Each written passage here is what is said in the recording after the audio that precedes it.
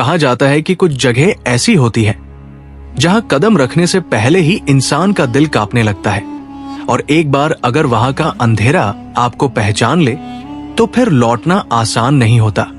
ये कहानी है एक ऐसे गांव की जो नक्शों में नहीं मिलता, एक ऐसे पुराने घर की जिसके सामने से गुजरने के बाद लोग पहले जैसे नहीं रहते, और एक ऐसे कुएं की जो सिर्फ पानी नहीं बल्कि इंसानों का डर भी निगलता है। अगर आप अभी भी अकेले हैं, लाइट बंद है और दिल थोड़ा सा भी कमजोर है, तो ये कहानी आपके लिए नहीं है। लेकिन अगर आप हिम्मत रखते हैं तो सांसें थाम लीजिए, क्योंकि अब जो आप सुनने वाले हैं वो सिर्फ एक कहानी नहीं बल्कि उस अंधेरे की सच्चाई है जो आज भी उस गांव में जिंदा है। तो आइए आज की इस डरावनी कहानी की शुरुआत करते हैं। उस गांव का नाम किसी भी नक्शे में दर्ज नहीं था, जैसे वो जगह जानबूझकर इस दुनिया से छुपा दी गई हो। शहर से लगभग 50 किलोमीटर दूर घने जंगल के बिल्कुल किनारे बसा वो छोटा सा गांव बाहर से जितना साधारण दिखता था, अंदर से उतना ही डरावना था। वहां मोबाइल नेटवर्क कभी नहीं आता था, और जैसे जैसे शाम ढलती सूरज भी उस जगह से डरते डरते विदा लेता था, मानो अंधेरे के आने से पहले ही भाग जाना चाहता हो। शाम के बाद पूरे गांव में अजीब सी खामोशी फैल जाती, न कुत्तों के भौंकने की आवाज, न पत्तों की सरसराहट, बस एक भारी सन्नाटा जो सीने पर बोझ बनकर बैठ जाता। गांव के लोग बहुत कम बोलते थे, बाहरी लोगों से नजरें चुराते थे, और उनकी आंखों में हमेशा कोई अनकहा डर तैरता रहता था। ऐसा डर जिसे उन्होंने बरसों से अपने अंदर दबा रखा हो। जब कोई उस जगह के बारे में पूछता तो वे बस इतना कहकर बात टाल देते, पुराना इलाका है, मानो नाम लेने से ही कोई अनहोनी जाग उठेगी।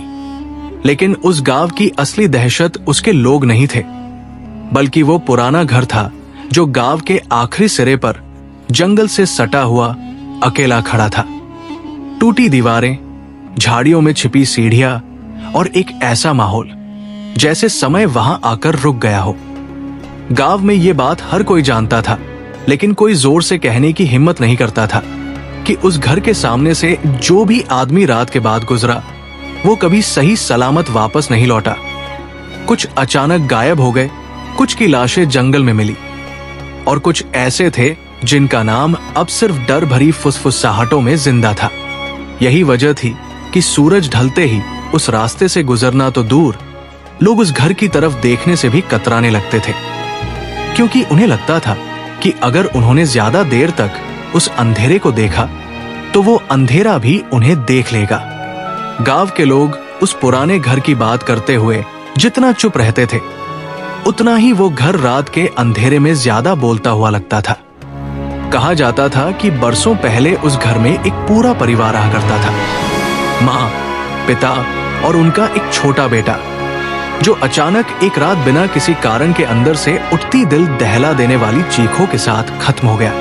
सुबह जब गांव वालों ने हिम्मत जुटाकर उस घर का दरवाजा खोला तो अंदर का दृश्य देखकर सबकी रूह कांप गई। घर अंदर से बंद था, फर्श और दीवारों पर खून के निशान ऐसे फैले थे जैसे किसी ने जान बचाने के लिए भागने की कोशिश की हो, लेकिन कहीं कोई इंसान नहीं था। उसी दिन के बाद से वो घर वीरान घोषित कर दिया गया और किसी ने वहां रहने की हिम्मत नहीं की। लेकिन अजीब बात यह थी कि वीरान होने के बाद भी वो घर कभी सच में खामोश नहीं हुआ। कभी कभी रात के अंधेरे में उसकी खिड़कियों से हल्की सी रोशनी दिखाई देती, कभी अंदर किसी के चलने की आवाज सुनाई देती, और कई बार तो गहरी रात में बच्चे के रोने जैसी आवाज जंगल के सन्नाटे को चीरती हुई दूर तक गूंज जाती। गांव के बुजुर्ग बताते थे कि उस घर के नीचे एक बहुत पुराना कुआं है जिसे सालों पहले बंद कर दिया गया था, लेकिन उनका मानना था कि वो कुआं कभी मरा नहीं। उसी कुएं ने उस परिवार को निगल लिया, और अब वो हर उस इंसान को बुलाता है जो डर को चुनौती देने की कोशिश करता है। सालों में कई लोग उस रास्ते से गुजरे, लकड़हारे, मुसाफिर, सरकारी कर्मचारी, पर कोई भी पूरी तरह पहले जैसा लौटकर नहीं आया। कुछ के चेहरे ऐसे बदल गए जैसे उन्होंने ऐसी चीज देख ली हो जिसे इंसानी दिमाग सह नहीं सकता। और कुछ लोग बस कहानियों और फुसफुसाहटों में बदल गए। सबसे डरावनी बात यह थी कि जब भी कोई रात में उस रास्ते से गुजरता, गांव के कुत्ते अचानक रोने लगते, हवा बर्फ जैसी ठंडी हो जाती और उस पुराने घर की खिड़कियों में परछाइयां हिलने लगती, जैसे कोई अंदर से बाहर झांक रहा हो। और लोग मानते थे कि जो एक बार उस घर की तरफ देख ले, वो सपना और हकीकत के बीच फंस जाता है और फिर वापस लौटना नामुमकिन हो जाता है। उस पुराने घर और कुएं की कहानी सुनते सुनते गांव के लोग कब उस डर के आदी हो गए, किसी को पता ही नहीं चला। लेकिन जिस रात शहर से आया एक नौजवान, नाम था आदित्य, उस रास्ते पर पहुंचा, उसी रात से सब कुछ बदलने लगा।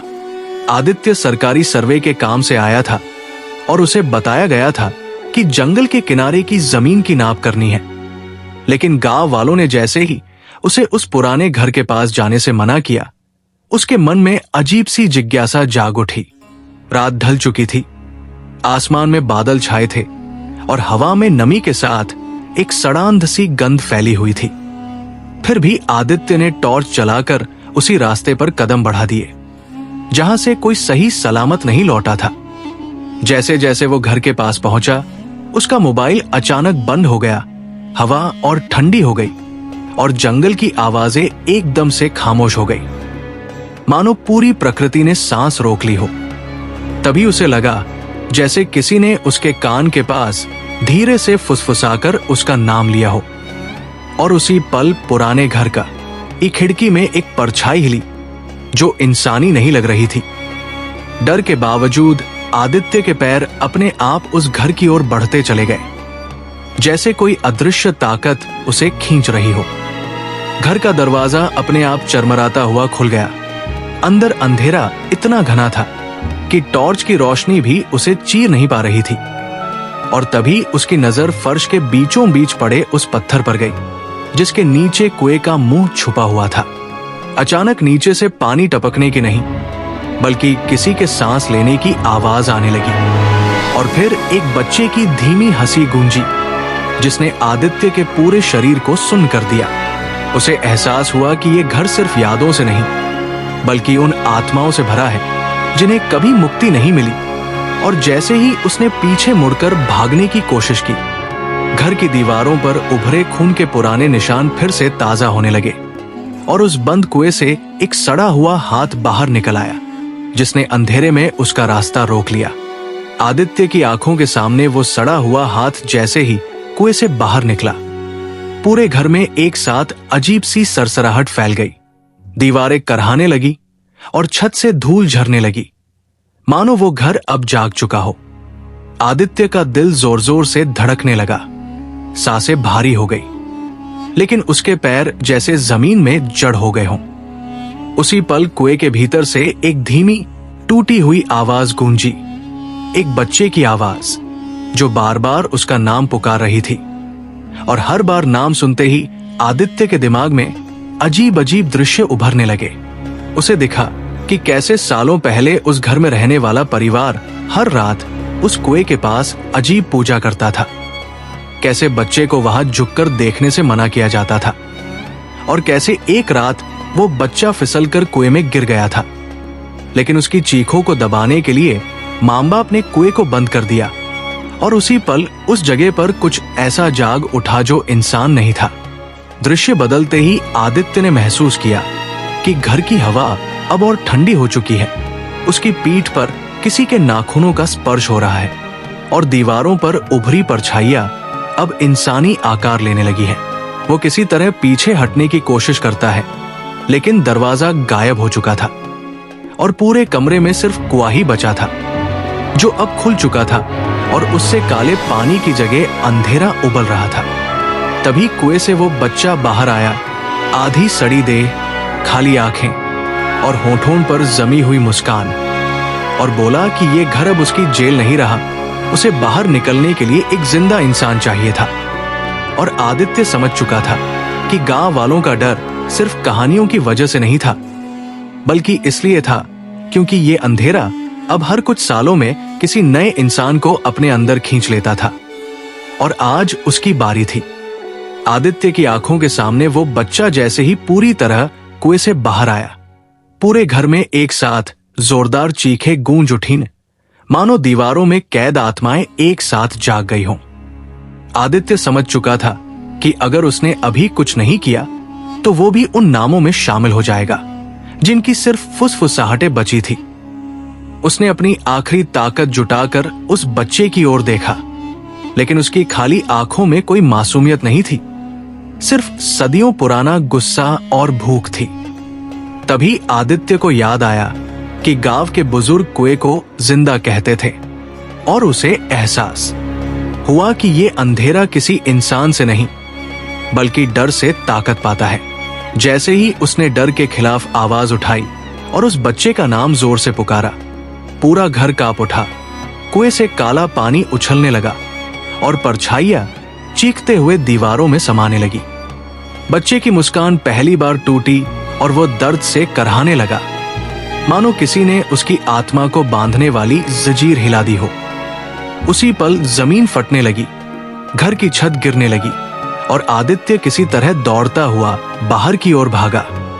पीछे से कुएं की आखिरी चीख उसके कानों में गूंजती रही।